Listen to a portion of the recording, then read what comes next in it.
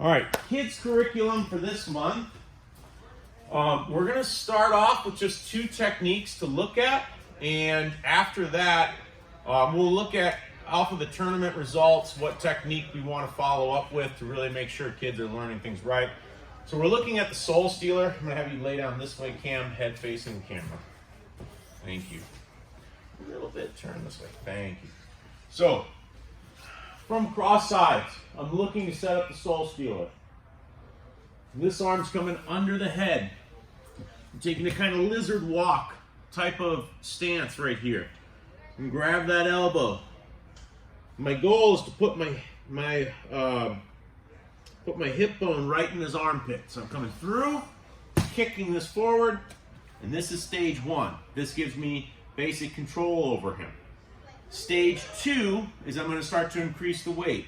Stage 2 is my butt and this right elbow come off the ground, putting weight into him, and I'm looking into his eyes, because that's where I'm going to steal his soul. That's what I tell the kids, okay? Because the kids often want to do that, okay?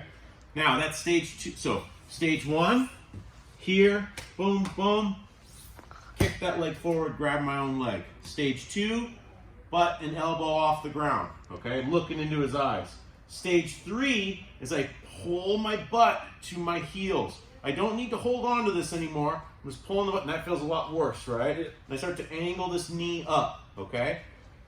It will tap a lot of people, but doesn't tap everyone. Everyone will get tired being in that position. So I'm not too worried about whether it taps them or not. I just want to kind of tire them out. That butt to heel thing, I'm teaching that by having them, just imagine they put their heels down, they just pull their butt to their heels. This is the motion, okay? But they're just doing it from this position. They're pulling their butt to. It's not this, I'm not moving.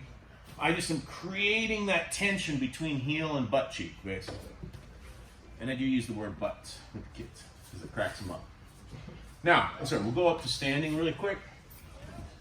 Might have to adjust this. Sorry, Cam, you're gonna get thrown. Technique number 2, this will be week of the tournament for a lot of our kids. We're looking at head and arm takedown, okay?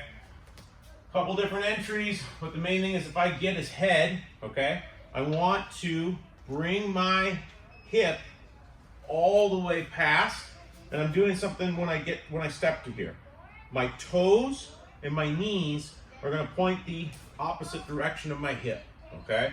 I need some bend in my legs, and I technically want my hips lower, and I'm gonna use this to start to lift Cam, bring him down.